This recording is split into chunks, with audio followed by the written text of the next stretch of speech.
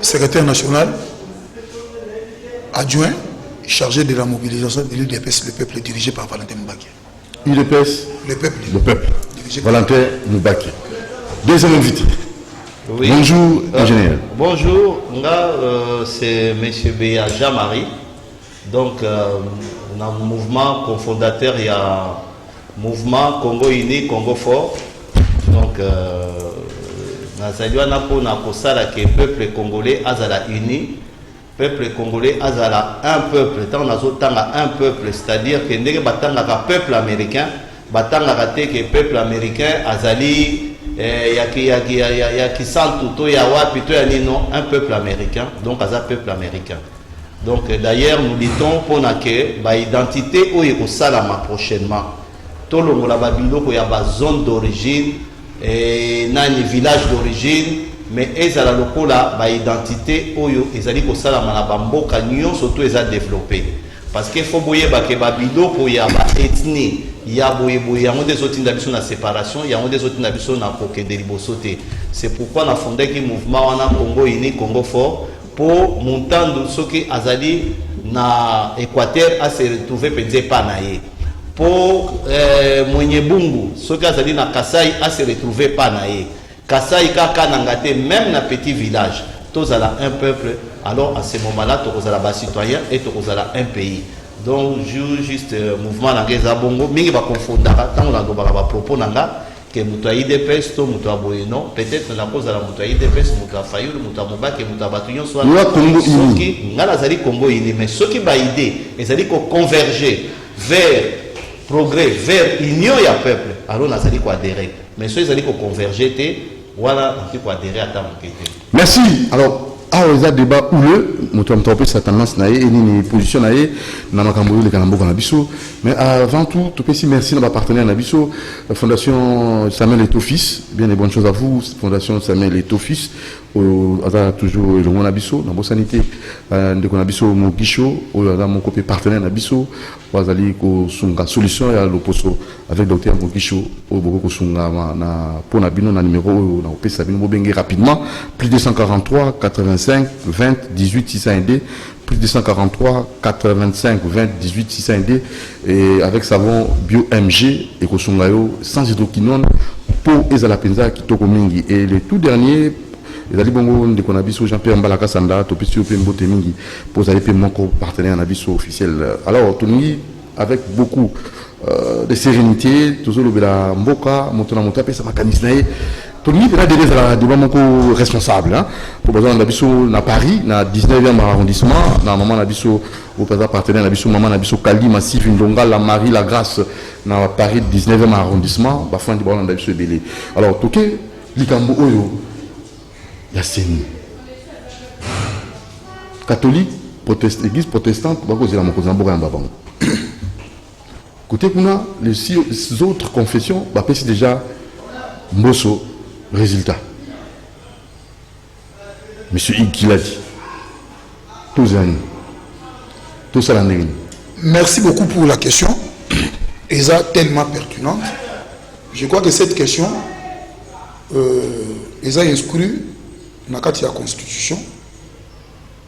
Quand bien même Bisso UDPS, à l'époque, l'UDPS dirigé par Tshisekedi Wamulumba, tout ça qui partie prenante c'était un référendum. Mais du moins, il y a eu quand même un consensus et c'est dégagé qui tout autour il y a question électorale. Et je ne vais pas qu'on ça là toute une histoire parce que les élections ne datent pas d'aujourd'hui. C'est ça, on a seulement rétrospection. Okay. Pour que les gens comprennent que les élections, même quand même Babena Kabila qui est le père de la démocratie, c'est faux. Les élections ont commencé même avant 60. Lumumba a été élu dans le suffrage indirect. Namboka Nabiso. Ils ont élu Kasavubo. Les élections, et Bani les lotés, mode de gestion et à pouvoir. Parce que ce qu'on a mis dans la préambule de la Constitution, notre Constitution est claire. Et le but est de 60 jusqu'à nos jours, notre pays est allé confronter cette situation. Il y a crise, il y a légitimité, il y a monde de Ali. Le mot. Il y a tous les problèmes de notre pays. Dans le contexte actuel, conférence nationale de souveraineté. N'a qu'il y a un dialogue inter-congolais. N'a qu'il y a un dialogue il y a 5 ans en 2016. Félix, le président actuel locateur, il a parlé de la nation. Il fit le chef de la délégation par ricochet. Mais il y a eu 2 groupes et c'est dégagé. La première était le rassemblement. La deuxième c'était le camp de Kabila. Sur la question électorale, je réponds aux questions. Sur la question électorale, tout se mettait qui d'accord entre ces 2 groupes-là. La première des choses, même le camp Kabila, même Bisso Tolobaïke, l'élection est qui m'a la montée. Que devons-nous faire pour que le Congo n'a préambule la constitution à Congo et le crise de la légitimité, tout aussi c'est un mot pour que le pays ait décollé. La première des choses, on s'était mis d'accord entre Bisso et Nabato Kabila. La deuxième des choses, il fallait un audit externe, il y a Seni. Il y a mis ça. Donc, il y a un processus, il y a compilation. Nabilo Kouananio surtout, nous avons compris que même les accords de la SEMCO, les dirigeants actuels à Congo vont mettre en goût à Mbandi. Pour répondre précisément à votre question, ces églises-là que vous me citez là, les Suisses, l'église catholique a signé PV en 2006, a signé PV en 2011, a signé PV en 2018. Nous devons faire une étude de comparatif pour comprendre l'absence de l'église catholique et le foxing le sous-confession religieuse de 2006 jusqu'à 2018. Si on fait le bilan, sur tout le plan, est-ce que le pays a décollé ou le pays est décollé? Moi, je croyais que les 6 confessions religieuses, Mokola Bazouaka, Bamoni surtout, en 2006, ils étaient dans le premier plan.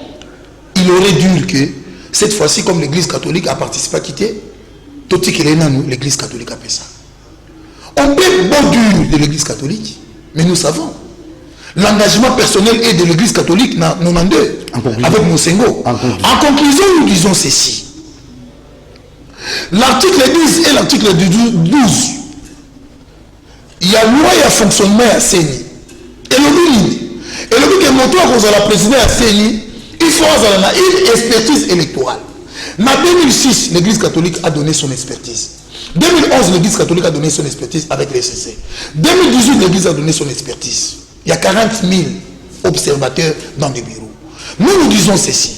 Ces débats, le col va tenir à mordicus. Bacha Kadima, Naloyenge, nous rappelons à Kadima qu'il est devant la responsabilité de Dieu et devant l'histoire.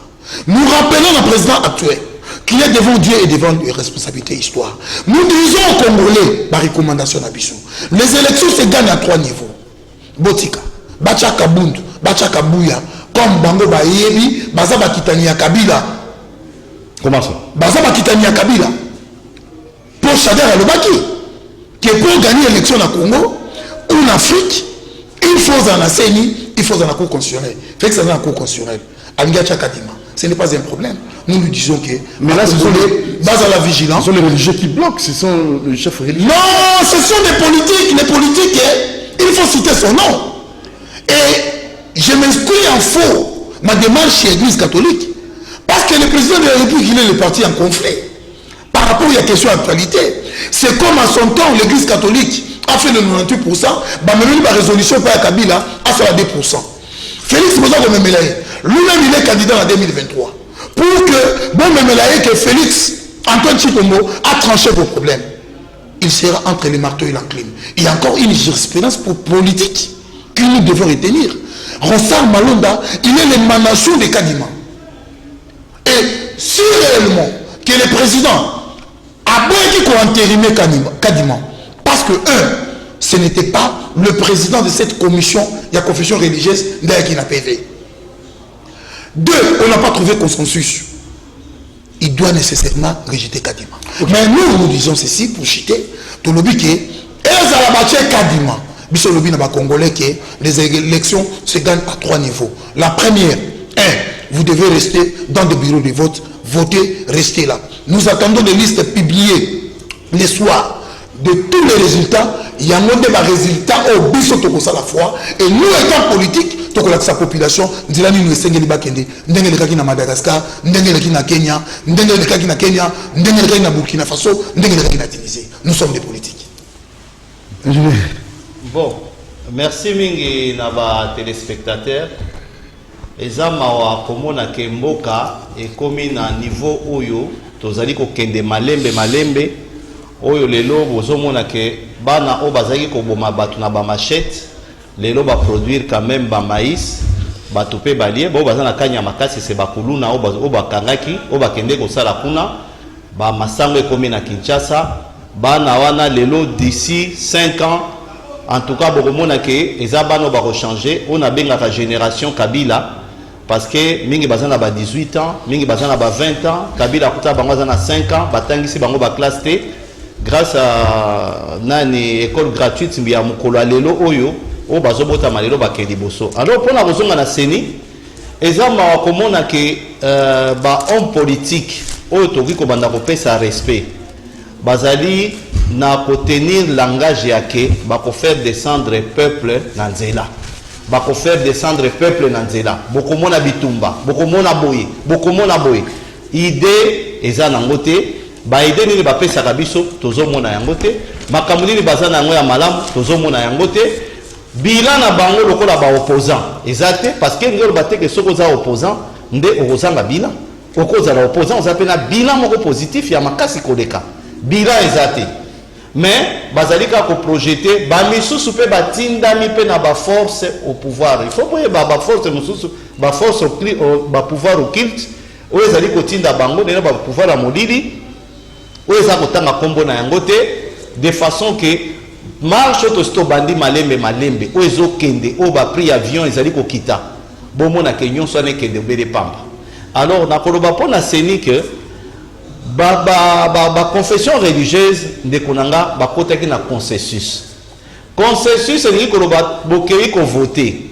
tant bozali ko voter toi na pays démocratique bo voter si balobi ke ba poni kadima na rappeler bino azali ki candidat à l'église catholique na tango de kaki kuna alors ba poni kadima alors église catholique lelo ezali ko boya kadima na titre ni ko boya kadima bazali kolobopo azali proche ya président Félix mais pona nini poka kombo ezali kadima yangwana akomi proche ya président Félix mais entre église catholique na kadima nani asiazu ba cadeau ya président Félix église catholique bino bomoni ambongo bomoni shole bazu ba cadeau bazu ba jeep na stade batunso ba moni nani azali plus proche alors bokeba na ba jeu oyo bali basa ela biso mkwalelo kobenga lelo président ke aya kokota akata likambwana ce n'est pas son rôle na ye ezali bongo te za problème interne oyo ezali ko constituer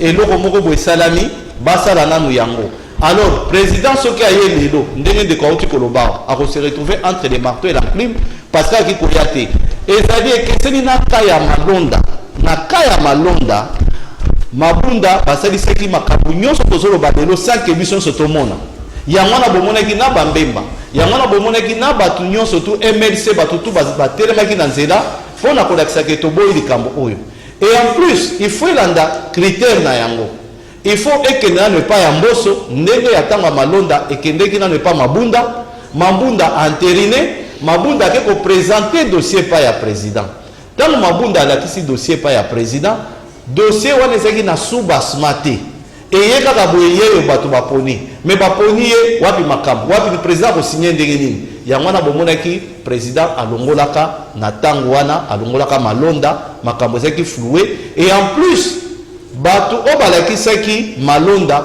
bakomaki désunis bango nyonso tu bakomaki koloba te eza ye te même kola lelo les 6 confessions jusque là bazali unis bazali ko plaider kake bazali eloko moko mutu oyo église catholique ezali kolinga ko jouer droit d'aînesse na yango lokola yango des églises à yambo awa yango de yaki il faut ba yeba ke mukula lelo les choses ont changé il faut pas traiter na église de réveil wana lokola ba homologue na bango lokola bat na bango même soki ndeko aza koloba bosala te makambo église catholique esalaka awa esalaka bo esalaka mais so tozongeli mpe nsima bandeko na biso bakataka bango maboko na babandundu kuna mpona kosala bilanga bato bayaka na bamindele wana ezaki bato église catholique donc na mokuse nga na sina alobaki makambo etali seni makambo etali biloko nyonso wana il faut kolongola baconfession religieuse il faut tovanda nasengaka bino awa na émission moko na lekaka awa nayebisaka yo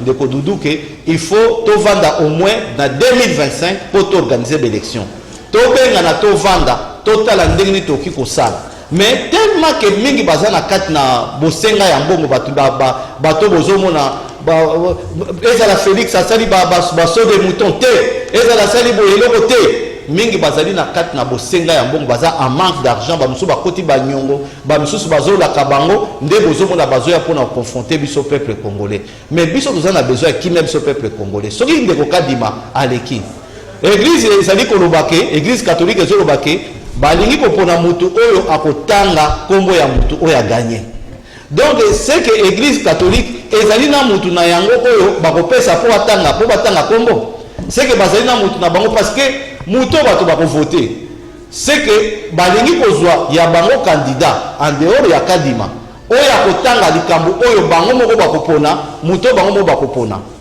en plus de cela ndenge de komona oti kolanda na émission ya radio azali kolakisa polele ke ezala baconfession religieuse wana bazali kozwa makambo na bango a partir ya Vatican partir na kota na mozindo ya nyonso wana te mais nakolakisa bino kaka eloko moko ezali ke mpo na ngai mouvement citoyen Congo uni Congo fort biloko nyonso wana ya église catholique ya baconfession religieuse tolongola yango eza makambo moko oyo toponaka ndeko na ntango ya conflit oyo tozalaka na yango nani Mbemba azaka na basoda na ye Kabila azaka na basoda na ye yango toponaka seni mais toponaka plutôt baconfession religieuse personne nette mais na mokolo ya lelo eza na ntina moko te na mokolo ya lelo il faut tozongisa mboka démocratique il faut tolongola makambo nyonso etali bareligion makambo etali bareligion même ye église catholique oyo bazali lelo na ECC boyeba ke Irlande du Nord Irlande du Sud bakunda pendant 20 ans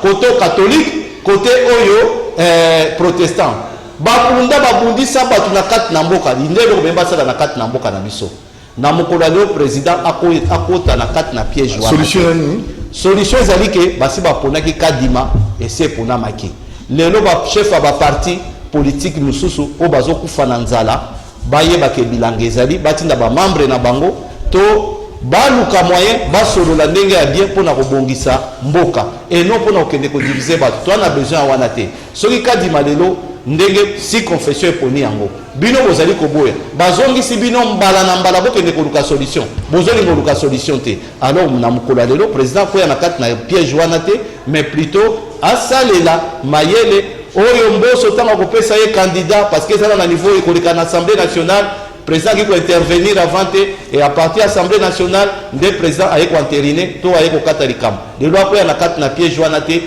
bango baya bolingo ya mboka eleka mingi na bande ko na biso nyonso esengeli. Alors tu continues le débat prochainement mais seulement en une minute qui on va tirer biso un mot par rapport à ces politiciens. Ndeko na biso kyungu binombo bomonike azande komoko oyo asalaka quand même passé d'ailleurs ezaki tokolo ba passé moko nationalisme moko incompris mais ndeko na biso à l'époque nazali ko déplorer que a soulevaka un peuple contre notre peuple donc le même peuple ba congolais contre ba congolais ndenge salamaka oyo bazali ko bengana baluba na katanga ndenge salamaka bato na bashimisaki makambo ebele ezana bato misusu kutu ba parjurer balobi ke akende na lifelo akende boye. Mais et l'autre nazali ko noter tout simplement le la homme politique ayebaki quand même na suka vinaye ko se rattraper pona intérêt ya mboka lelo yo soki bakatakatanga et salamité soki lelo yo batona bazu pouvoir te il faut ko saluer en tout cas efficacité ya Kyungu il faut ko féliciter yango même ndeko na biso muzito azolo bake une voix oyo bato bazaki ko yoka voix oyo bato bazaki ko yoka ezaki voix ya Kyungu donc na côté kuna ezali makambo misusu to noter ya malamu to bwaka bébé na mai oto oti ko sokolete ya bassin to récupérer oya malamu totala o mususu mais ezala ba homme politique mususu lelo oyo bazali ko prôner violence oyo bazali ko prôner que peuple babomana oyo bazali ko prôner que baluba est-ce que na kati na balabala na bino osiomoni depuis Félix azwi pouvoir muluba azali kotambwisa wewa akomi kosala siko wewa ya Mercedes to akomi kosala wewa ya Ferrari azaka na wewa na ye. En tout cas, et à la même temps, Mobutu azaka na pouvoir, ezaki bangala nyonso ne ba profiter ki na yango te. To monaki ke bezaki mingi bangwandi. Donc eloko wana ezala ngona tina moko te. Ezala combien même premier ministre aki kozala muluba kozala même ndenge kwa so muzito azala ka premier ministre. Bokene na bandono, bokomona boulevard moko monene te ke tonga minde ko muzito nda tongi yango. Donc biloko nyonso wana bani ba kabola biso pour rien du tout. Merci. To landa, to zala bomoko de tokende liboso. Pour ensuite ça, ndeko na biso rapidement un mot par rapport à Igbiladi pour la Kungu. Merci beaucoup. La première des choses, un bon azangi moyen de déplacement pour le bac ça qui est Jeep. Yami Balé, l'église ne cherche pas une guerre dans ce pays. Yami Sato, l'organisation des élections en 2025. Bouzolo Tandoto Ababa. Donc sur les 2025, 2023, Félix Akangabisaka, Akemou Panzi. Atiga Congo, il y a des Congolais très intelligents, même au Tiri, il peut diriger ces pays. Mais pourquoi tu le mets dans par rapport à Yakungu, nous sommes Bantous, nous sommes des Africains. Je ne peux que m'incliner devant son corps, la paix à son âme, mais Kungu n'est pas un modèle. Vous savez une chose, cimetière les plus longs du monde, c'est ça, c'est qu'il y a pyramide ethnique. Moi j'ai eu failli dans la situation parce que j'étais à Lubumbashi à 90. Ce n'était pas que de Kassaye. Ce n'était pas que de Kassaye. Il y a eu beaucoup de victimes. Batabandundu, Bangala, Banini. Parce que tout celui qui parlait Lingala à cette époque-là, avant que cette drame arrive, nous disons ceci, Kungu n'est pas un modèle. Akende, Bissika Akei, je ne sais pas, nous qui sommes jeunes, jamais pour articuler l'énergie Nabiso pour soutenir les hommes comme des Tchouing Wakumanza qui n'a rien que laissé le tribalisme, la confusion, des guerres, des confusions inutiles. Et ça, donc c'est simple ça. Donc, mais ce qui est très important, nous devons retenir qu'on n'a pas une leçon à tirer chez nous. Ingénieur, merci beaucoup. Merci en tout cas, merci Mingi. C'était des propositions. Ça, le homme politique clairvoyant et à futur. Merci beaucoup. Mais non obligatoire, Tonini, Sogi Boyoki, et qui peut sauver Mboka. Ndekolanga za koloba o yesengela loba na ye bon lelo mingi bazali enseigner na bato naza kobenga ba homme politique akala o baza suna ba idée. Nous devons rebâtir Mboka na biso à concurrence na ba état mususu ezali koka ou ezali pembe na biso. Mboka na biso ezali trop envié na ndenge moko makasi. Mutu mo azopesa biso cadeau azate. Merci beaucoup Jean-Marie Béa. Toujours uni Congo fort. Congo uni Congo fort. Très bien. Merci de mon ami Igbiladi. Oui, nana Kolobake. Oui, nana succès la Kolobake. Ba Congolais, base à la vigilance, base à la mobiliser, base s'organiser. Ils sont capables de changer l'histoire de leur vie. Là, c'est minimiser. Merci. Abonnez-vous massivement à la chaîne Oyabino, Doudou Montiri TV. À la prochaine occasion. Ciao.